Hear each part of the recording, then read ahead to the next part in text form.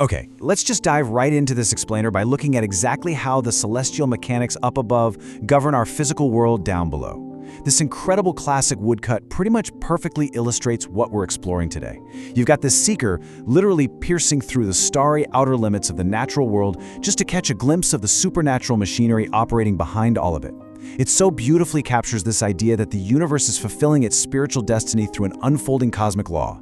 And our human lives are intricately, beautifully connected to that massive machinery. Now, here's a profound thought from our source text that immediately challenges, well, basically everything we assume. God does not exist. That is to say that God is beyond existence. I mean, think about that for a second. It frames our entire journey today. It suggests that before absolutely anything existed, there was just pure no thing, right? And the divine willed existence out of that nothingness. Every single thing we're going to talk about today stems right from this singular, cosmic origin point. So welcome to The Explainer. Today we are exploring the brilliant insights from Warren Kenton's work, The Anatomy of Fate. Our goal here is to completely elevate astrology from that mundane, everyday fortune-telling you see in the papers and bring it back to what it originally was, a profound spiritual technology grounded in ancient Kabbalistic teachings. We're going to peel back the layers and look at the invisible architecture that actually shapes our lives. Here is a quick look at our roadmap for today. We'll cover 1. The cosmic clock awakens, 2. Anatomy of the psyche, 3. Decoding the soul's blueprint, 4. Liv's chart, a microcosm, and finally, 5. The architecture of fate. Section 1. The cosmic clock awakens. So you can really trace our developmental leap right here. Millennia ago, early humans were purely creatures of the senses, right? Totally focused on physical survival. But as we evolved, we started noticing patterns, the seasons, the tides, the cycles of the sun and moon.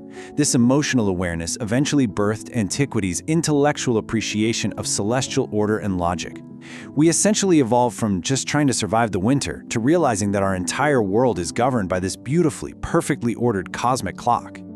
And that brilliantly illustrates the massive contrast between the pop culture astrology we see everywhere today and the profound esoteric system we're actually analyzing. Modern pop astrology is, let's be honest, pretty passive. It treats the stars like a daily horoscope meant to predict minor inconveniences or excuse personality quirks. But Kabbalistic astrology, that is an active spiritual technology. It's all about macrocosmic resonance and truly understanding the underlying anatomy of your fate. Section 2. Anatomy of the psyche. The author uses this absolutely beautiful metaphor that I love.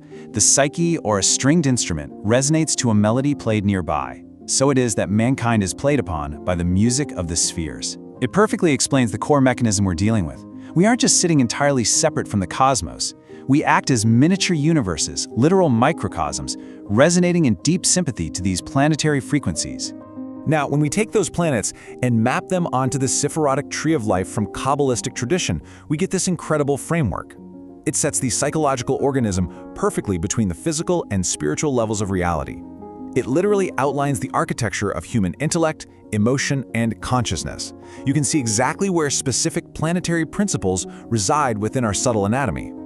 But you might be wondering, how does this influence actually work? Well, it all comes down to synchronicity. Planets do not mechanically force you to do things like gravity pulls an apple. They aren't up there just pulling your strings. Instead, they act like a camera lens. At the exact moment of your birth, the planets and the zodiac focus a cosmic situation into an image that manifests in the physical world. They're just reflecting a snapshot of the spiritual and psychological conditions that were present the moment you took your first breath. Section 3. Decoding the soul's blueprint. In Kabbalah, the sun is referred to as the seat of Solomon. It is the ultimate spiritual anchor for you as an individual. Think of it as the central conscious director of your life, sitting right there at the junction of all the incomings and outgoings in your psyche. The sun dictates the essential mood, the vitality, and the overarching spiritual type of the being that incarnated. On the flip side, we have the moon, which represents the ego. And just like the physical moon in our night sky, your ego has both dark and light sides. It's incredibly socially oriented and is formed entirely by the acquired education and experiences of our lives. Its influence creates these waxing and waning moods, constantly reacting with our environment through attitudes that are either friendly or super defensive and hidden. Section 4. Liv's chart, a microcosm. Okay, let's actually ground this in reality by looking at a real chart.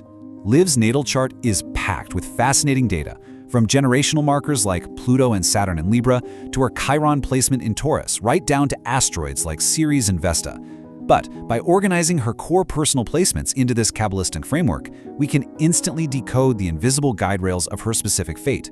We see her ascendant is in Aquarius, her sun is in Libra, and man, there is a heavy cluster, her moon, Mercury, and Venus all sitting together right in the sign of Scorpio.